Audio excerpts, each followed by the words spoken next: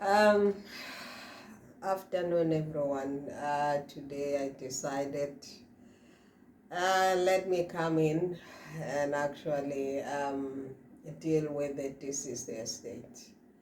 However, before I start with that, I need most of our people to be aware that prior 1984, people were married out of community of property, and those certificates, other people still use them. They are not aware that they needed to go and change them, because what happens, they were handwritten. So what happens is that when they pass on, it's going to come out and say the death certificate never married. So now I'm asking those that still have their parents to actually go to the Home Affairs to fix, so that they change that marriage certificate to include, to show that it's now in community of property and the person is married. Why am I asking people to do that? It's because of a lot of people, scammers, because of when the death certificate comes out and says never married, they would say the person was never married.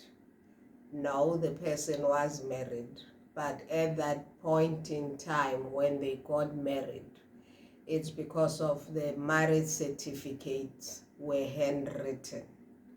So in the Home Affairs system, that will not appear. So people that were married in the 60s, 70s, early 80s, they need to approach the Home Affairs and actually register that marriage, which it will be now in community of property, unless the people want the marriage to still to be out of community of property.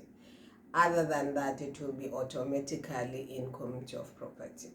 However, now when the parents have passed on,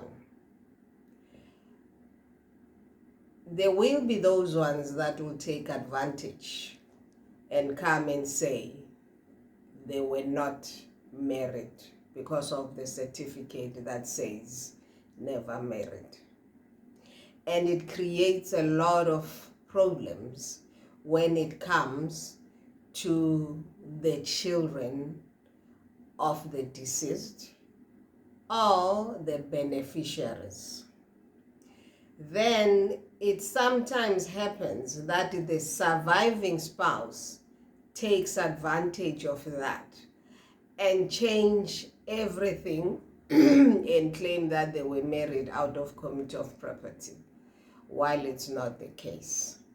So what people need to know is, please correct this before your parents pass on, because even the master's office, because we've got syndicates now, and they start with the master's office. It involves, because when this happens, if the master's office gives a letter of executorship on a person that was never married, then you'll find that when now the people that are supposed to benefit from, beneficiaries from the person that has passed on, they might not, especially where they are stepchildren, step mothers, stepfathers. It creates a lot of confusion, and we have people that take advantage of that. So I just want to warn everyone that their parents who were married years ago, they need to go and register that marriage, or else it might bring confusion within the surviving spouse and the children. Now let's find out if there's a letter of executorship and somebody has been nominated and appointed.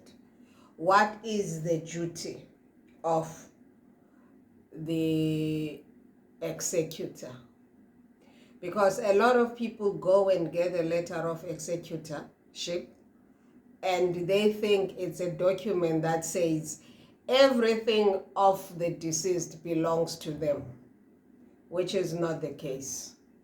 When you are appointed as an executor, what you do is the administration of the estate. Administration, it says that document, you use it to compile everything of the deceased. When that has happened, at the same time, the very same person within 6 months needs to go and report to the master and explain what they have done.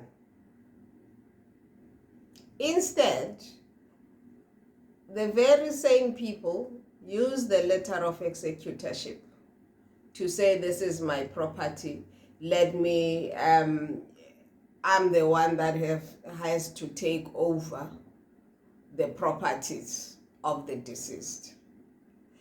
And unfortunately, they get help from attorneys, they get help from the master's office, they get help from everyone that is able to help them. And this is an illegal act. This is an illegal act, because what needs to happen is that the person needs to do the administration of the estate and then report to the master's office how they are going to distribute. Now you find that you've got the clever ones, whereby all the information that is provided to the master's office, it's incorrect, just to make sure that the other beneficiaries of the estate are not able to benefit from that. And this is very wrong, because that is crime. It's an offense. So people that have got their beloved ones that have passed on, I advise, please, please, please make sure that everything is done legally. And I repeat again, the parents that were married years ago, please go re-register your marriage with the Home Affairs. And I repeat, those with letter of executorship, it is not meant for you to own the property. It is not even meant for you to decide who benefits and who doesn't benefit. As long as it's the family members of the deceased, maybe it's a parent, then they've got kids, then those children are supposed to benefit. And even then, if a person was not legally adopted, cannot benefit from the estate of the deceased, especially those that have been adopted. Let's say a daughter of an aunt, a son of uncle, or anyone that the deceased decided to adopt. It has to be in a legal form. So if you've got a child that you've adopted, please make it official. Let it be done through the necessary institutions. Don't say, I have adopted. So what's the use of adopting a child when you are no more? That child is no longer taken care of because of this person was not legally adopted. Now, the other thing again is all the beneficiaries, when a person goes to the master's office, all the children of the deceased, they need to appear by the master's office. We find that we have family members that would actually not disclose that information and actually put information as if the person did not have minor children, did not have kids at all. That is illegal. That is fraud. You have to disclose the children of the deceased. Whether you like them or you don't like them, you need to inform the master's office when you go and report the deceased estate.